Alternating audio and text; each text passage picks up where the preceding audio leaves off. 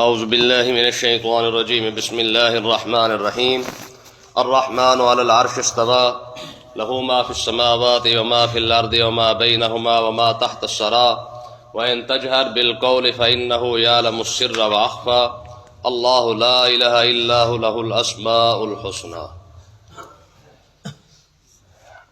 کل ہم نے یہ پڑھا تھا کہ اللہ تعالیٰ نے ارشاد فرمایا کہ یہ جو قرآن نازل کیا ہے یہ کس ہستی نے نازل کیا ہے؟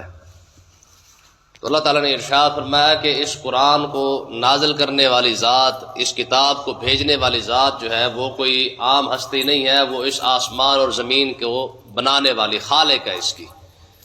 تو مطلب کیا ہے کہ اگر تم قرآن کی اہمیت کا اندازہ لگانا چاہو تو ان چیزوں کی بناوٹ کو دیکھ لو کہ اگر کوئی ہستی ان چیزوں کو بنا سکتی ہے تو اس نے اپنی کتاب کو پھر کیسے بھیجا ہوگا، پھر اس کتاب کے اندر کیا لکھا ہوگا اور اس کتاب کی اہمیت کیا ہوگی۔ آگے اللہ تعالیٰ نے ارشاد فرمایا الرحمن علی العرش استوى، فرمایا اس کتاب کو بھیجنے والا وہ ہے، یعنی وہ رحمان ہے جس نے عرش پر استوا فرمایا۔ اب کچھ الفاظ عربی کے ایسے ہوتے ہیں جن کا ہم اپنی زبان میں معنی نہیں کر سکتے، انہی الفاظ کا اسی طریقے سے معنی کیا جا سکتا ہے۔ ویسے استوا کا معنی ہوتا ہے بیٹھنا۔ مطلب کیا ہے؟ یعنی اللہ معاف کرے لفظ سمجھانے کے لیے کہہ رہا ہوں کہ لفظی طور پر تو معنی یہ بنتا ہے کہ رحمان وہ ہے جو عرش پر بیٹھا، لیکن کیونکہ رب بیٹھنے سے پاک ہے اور ہماری زبان کمزور ہے، ہمارے پاس الفاظ نہیں ہے، تو اس لیے علماء فرماتے ہیں کہ لفظی معنی تو ہوتا ہے عرش پر بیٹھنا یا عرش پر جلوہ افروز ہونا، مگر ہم اس کا معنی علماء فرماتے استوا کا معنی استوا ہی کیا جائے گا، کیونکہ قرآن کے جو الفاظ ہیں جو اس نے اپنی شان کے مطابق استعمال کیے ہیں وہی الفاظ ہی ہوں گے، باقی کوئی دوسرا لفظ استعمال نہیں کیا جا سکتا۔ یعنی اس نے عرش پر جو ہے جلوہ افروز ہوا، کیسے ہوا کوئی نہیں جانتا، کیونکہ یہ اس کی شان ہے، وہی بہتر جانتا ہے۔ یاد رکھیں یہ جو عرش ہے نا، عرش یہ خالق اور مخلوق کے درمیان حد ہے، بارڈر ہے یہ، ٹھیک ہے؟ جتنی بھی مخلوق ہے یہ عالم خلق جس کو کہا جاتا ہے یہ عرش تک ہے۔ اس سے اوپر والا جو حصہ ہے وہ عالم امر ہے، اس سے اوپر کیا ہے کس طرح ہے کوئی نہیں جانتا۔ ہاں جتنی بھی مخلوق ہے، کوئی بھی آپ جس طرح لفظ مخلوق جس پر آ سکتا ہے اس کا تعلق صرف عرش تک ہے، اس سے اوپر، کیونکہ عرش بھی مخلوق تو ہے لیکن اس سے اوپر عالم امر اس کو کہا جاتا ہے، یعنی یہ کیسا ہے کس طرح ہے کوئی نہیں جانتا ہے۔ تو اللہ تعالیٰ نے اب آگے ارشاد فرمایا لہو ما فی السماوات و ما فی الارض، یہ بہت بڑی بات ہے۔ فرمایا جو کچھ بھی آسمانوں کے اندر ہے وما فی الارض، اور جو کچھ زمینوں کے اندر ہے، وما بینہما، اور جو ان کے درمیان ہے، وما تحت الثری، اور جو اس زمین کے اس گیلی مٹی کے نیچے ہے، سب کا سب اسی کا ہی ہے، ٹھیک ہے؟ یعنی اس مخلوق کے پاس جو کچھ بھی ہے وہ عارضی طور پہ ادھار کے طور پہ ہے، باقی کوئی بھی مخلوق کسی بھی چیز کی مالک نہیں ہے، ٹھیک ہے جی؟ یہ یاد رکھیں لہو کا معنی یہی ہے کہ سب کچھ اسی کا ہے، اور الفاظ ہے کہ مما رزقناہم ينفقون، جو ہم تمہیں دیتے ہیں اسی میں سے تم نے خرچ کرنا ہے۔ کیا مطلب ہے؟ مطلب ہے کہ کوئی شخص یہ اپنے ذہن میں نہ لائے کہ فلانی چیز میری ہے اور فلانی شے میری ہے، جس طرح ہمارا ہوتا ہے نا، سادے لوگ پرانے لوگ تھے نا تو وہ کبھی یہ نہیں کہتے تھے کہ یہ میری ہے، وہ کہتے تھے یہ اللہ کا مال ہے، ٹھیک ہے؟ اب یہ تصوف کا اتنا بڑا یقین کرے کہ ایک اصول ہے، یا یوں سمجھ لیں کہ بہت بڑی بات ہے جو ہمارے سادے لوگ اپنی زبان سے نکالتے تھے، جب ان سے پوچھا جاتا بھی یار ماشاءاللہ بڑا خوبصورت گھر بنایا ہے، ٹھیک ہے؟ وہ کہتے تھے اللہ کا مال ہے۔ کہتے یار بڑے آپ نے جانور رکھے ہیں ماشاءاللہ بڑے خوبصورت ہے، وہ کہتے تھے اللہ کا مال ہے۔ اب یہ مطلب کیا ہے کہ سادے لوگ تھے لیکن اس جملے کے اندر جو ان کی گہرائی تھی نا وہ بہت بڑی تھی، ٹھیک ہے؟ کبھی انہوں نے یہ نہیں کہا یار یہ میرا ہے، بلکہ کہتے تھے اللہ کا مال ہے۔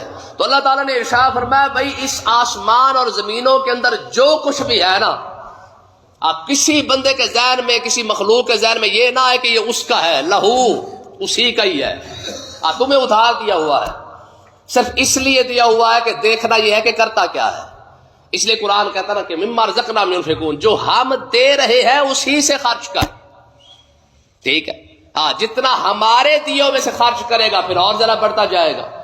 اس لیے علماء فرماتے ہیں کہ یہی وجہ ہے کہ اگر کوئی شخص چاہتا ہے نا کہ اس کے پیسے کے اندر، اس کے کاروبار میں، اس کے عہدے میں، اس کے معاملات کے اندر ترقی ہو، تو اس کا نسخہ کیا ہے؟ تو میں لئن شکرتم لازیدنکم، یہ بہترین نسخہ ہے کہ جتنا شکر ادا کرتے جاؤ گے رب اس کے اندر اور اضافہ کرتا جائے گا. ٹھیک ہے، ہماری تو ناشکری کی حد ہے نا کہ ہمارے پاس سب کچھ ہو کے بھی ہم کہتے جی بس مر گئے، بس گزارا ہے.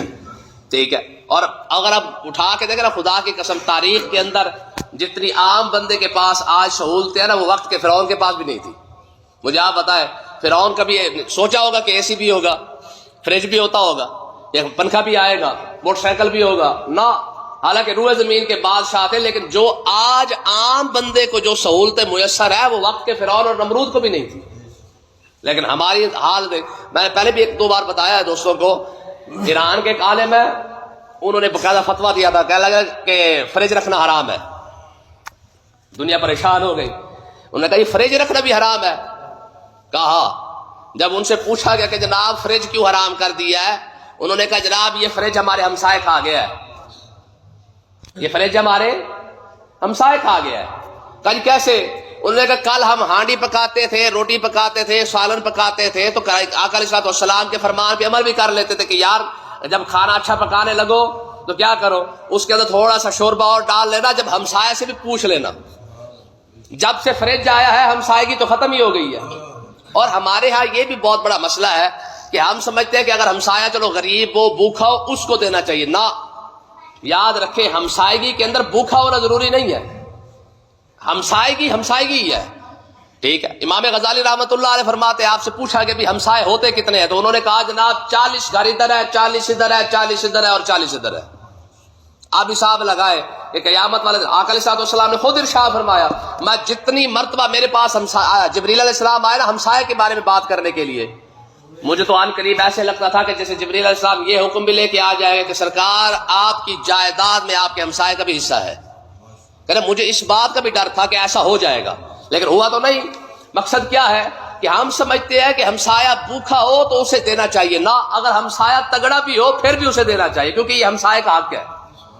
ٹھیک ہے، تو بہرحال اللہ تعالیٰ نے ارشاد فرمایا بھائی اس زمین کے اندر بھی جو کچھ ہے نا یہ بھی سارا کا سارا میرا ہے، اور اس خلا کے اندر جو کچھ ہے وہ بھی سارا کا سارا میرا ہے. اور اگلے الفاظ دیکھیں، میں وَإِن تَجْهَرْ بِالْقَوْلِ، اگر تو بلند آواز سے کوئی بات کرے رب اس کو بھی جانتا ہے. فَإِنَّهُ يَعْلَمُ السِّرَّ، اور اگر تو آہستہ آواز میں بات کرے رب اس کو بھی جانتا ہے. وَأَخْفَى، اور آہستہ سے بھی آہستہ آواز میں بات کرے رب اسے بھی جانتا ہے. اب ذرا مسئلے کو سمجھے.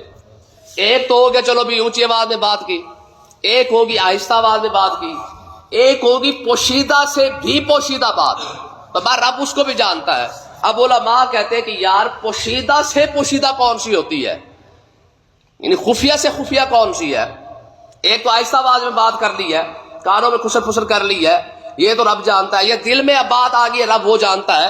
اور اس سے بھی اگلی بات کون سی ہے؟ علماء فرماتے ہیں کہ اگلی بات یہ ہے کہ رب ایک تو جو بلند آواز سے بات کر رہے وہ جانتا ہے، جو خفیہ بات ہے وہ جانتا ہے، اور اگلی بات یہ ہے کہ جو انسان کرنے والا ہوتا ہے خود انسان کو بھی پتہ نہیں ہوتا رب وہ بھی جانتا ہے. ٹھیک ہے، ایک ہمارا ارادہ ہو گیا کہ ہم فلانا کام کریں گے، ایک وہ کام ہے جو ہم کرنے والے ہیں لیکن ہمیں پتہ نہیں ہے کہ ہم نے گھنٹے بعد کیا کرنا ہے، 2 گھنٹے بعد کیا کرنا ہے، کل ہم نے کیا کرنا ہے. جو ہم نہیں بھی جانتے ہیں وہ اخفا، یعنی ابھی ہم نے کرنا بھی نہیں ہے، سوچا بھی نہیں ہے جس کے بارے میں، فرمایا رب وہ بھی تمہارے بارے میں جانتا ہے. ٹھیک ہے، اب اتنی بڑی بات ہو کہ بندہ سمجھے کہ جناب جو میں کر رہا ہوں کوئی دیکھ نہیں رہا ہے، فرمایا کہ اب یہیں سے اندازہ لگا لے جو تو کرنے والا ہے میں تو وہ بھی جانتا ہوں، باقی پیچھے کیا بچ جاتا ہے. قرآن کی ایک آیت ہے یعلم خائنۃ الاعین وما تخفی الصدور، یہ جو تم آنکھوں سے اشارے کرتے ہو نا ایک دوسرے کو، ٹھیک ہے، بیٹھے ہوتے ہیں محفل میں تو ایک دوسرے کے ساتھ آنکھوں سے اشارے کر رہے ہوتے ہیں. یعلم خائنۃ الاعین، یہ جو آنکھ کے کناروں سے تم بات کرتے ہو نا رب اسے جانتا ہے. وما تخفی الصدور، اور جو تمہارے سینوں کے اندر جو کچھ کھڑا ہے یہ بھی رب جانتا ہے. ہوتا کیا تھا، اب ذرا دیکھیں طریقہ. منافقین حضور کی محفل میں بیٹھتے، حضور کی مجلس میں آ کے بیٹھ جاتے، آقا علیہ الصلوۃ والسلام جب خطاب فرماتے، وعظ و نصیحت کرتے یا قرآن سناتے یا جو بھی بات آپ کرتے، تو منافقین آنکھوں سے ایک دوسرے کو اشارے کرتے. ٹھیک ہے، ایک ادھر بیٹھا ہوتا دوسرا ساتھ بیٹھا ہوتا تو اس کو آنکھوں سے اشارے کر رہے تھے، لے یہ ہے. اب اس کا مطلب پتہ کیا نکلتا ہے؟ اس کا مطلب یہ ہے کہ محفل میں بیٹھ کر بھی ایک دوسرے کے ساتھ اشارے کرنا اور یوں یوں کرنا ہے ہاتھوں کے ساتھ.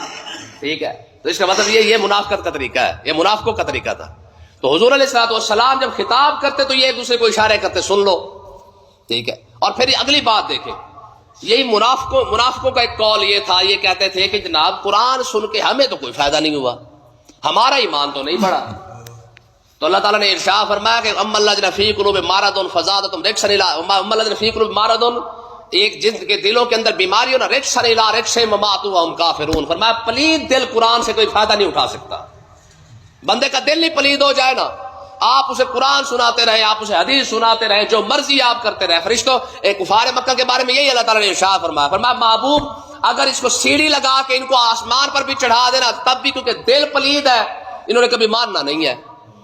دیکھیں نا جی، ایک بندے کو آقا علیہ الصلوۃ والسلام نے 20,000 سے زیادہ مرتبہ ابو جہل کو آقا علیہ السلام نے سمجھایا ہے، گھر جا کے سمجھایا ہے. تو چھوٹی موٹی بات ہے، یعنی آقا علیہ السلام 20,000 سے زیادہ مرتبہ ابو جہل کو جا کے سمجھائے اور اسے پھر بھی سمجھ نہ آئے. ٹھیک ہے، اور جناب بلال کو ایک مرتبہ ہی سمجھ آ جائے. تو اس کا مطلب یہ ہے کہ اگر ہمیں قرآن اور حدیث سمجھ نہیں آتا پھر ہمارے دل کا قصور ہے، کہ ہمارا دل اتنا خراب ہو چکا ہے کہ ہمیں قرآن کا مزہ ہی نہیں آتا ہے، ہمیں قرآن کا لطف نہیں آتا ہے. آج دیکھ لے کہ ابھی 10 رمضان نہیں گزرا اور مسجدیں خالی ہو چکی ہیں. کیوں؟ اس کی وجہ یہ ہے کہ ہمیں قرآن کا لطف ہی نہیں ہے، ہمیں قرآن کا مزہ ہی نہیں ہے. اگر ہمیں قرآن کا مزہ ہوتا تو مجھے آپ بتائیں آج جو صورتحال ہے وہ تو یہی ہے کہ آج ماہ رمضان کی 4 تراویحوں کے اندر جناب اعلیٰ مسجدیں خالی ہو جاتی ہیں، 4 راتوں کے اندر مسجدیں خالی ہو جاتی ہیں. وجہ کیا ہے؟ اگر کیا مجھے آپ بتائیں یہاں پہ محفلیں لگی ہوتی، باہر میلے ٹھیلے لگے ہوتے، اگر پورا مہینہ بھی میلہ لگا رہے نا تو یقین کریں میلے کی رونق کے اندر کبھی کمی نہیں آتی ہے. اور مسجدیں یہ تو ماہ رمضان کے اندر خالی ہو چکی ہے، تو باقی پورا سال کہاں ہوگی؟ میں پرسوں یہی بات کر رہا تھا دوستوں کو کہ قیامت والے دن یہ مسجدیں کھڑی ہو گئی نا اللہ کی بارگاہ میں کہ مالک پہلے تو میرے بندے بلا نا، ہمسائے بلا میرے. یہ ماہ رمضان کے اندر بھی کدھر تھے؟ ان سے ذرا پوچھ، یہ جو آج جنت لینے آئے ہوئے ہیں ذرا ان سے پوچھ کے دیکھ یہ کہاں تھے، میرے پاس تو کبھی آئے نہیں. علامہ اقبال کہا نا مسجد مرثیہ خواہ ہے کہ نمازی نہ رہے. مسجدیں بھی روتی ہیں کہ مالک مجھے بنا تو لیا ہے، آباد کون کرے گا؟ میں سچی کہہ رہا ہوں آپ کو. ٹھیک ہے، یہ قیامت والے دن مسجد اللہ کی بارگاہ میں کھڑی ہوگی کہ مالک میرے ساتھ انصاف کر، جنہوں نے مجھے بنایا، پیسہ لگایا، ٹائل پتھر لگائے، سب کچھ کیا، لیکن میرے پاس تو نہ آئے. ماہ رمضان کے اندر نہ آ سکے، باقی تو سارا سال چھوڑے نا. ٹھیک ہے جی، پھر ہمارا شکوہ ہوتا کہ جی ساری تو دعا قبول نہیں ہونی. جب تیرا اس کے ساتھ تعلق ہی کوئی نہیں ہے تو دعا کیسے قبول ہو؟ بندہ کسی کے گھر جاتا ہے، کسی کا کنڈا کھڑکاتا ہے تو اگلا بھی سنتا ہے نا. جب ہم نے آنا ہی چھوڑ دیا، اس کا در ہی چھوڑ دیا، اس کا گھر چھوڑ دیا ہے، پھر ہمارا شکوہ تو نہیں بنتا کہ وہ ہماری دعائیں قبول نہیں کرتا. تو اس لیے یاد رکھیں کہ اگر ایک مہینہ خالی جا رہا ہے مسجدوں سے تو سارا سال کا کیا بنے گا، اور اس بات کا اگر قیامت والے دن فیصلہ ہو گیا تو پھر کیا بنے گا ہمارا. اللہ پاک سمجھنے کی توفیق عطا فرمائے.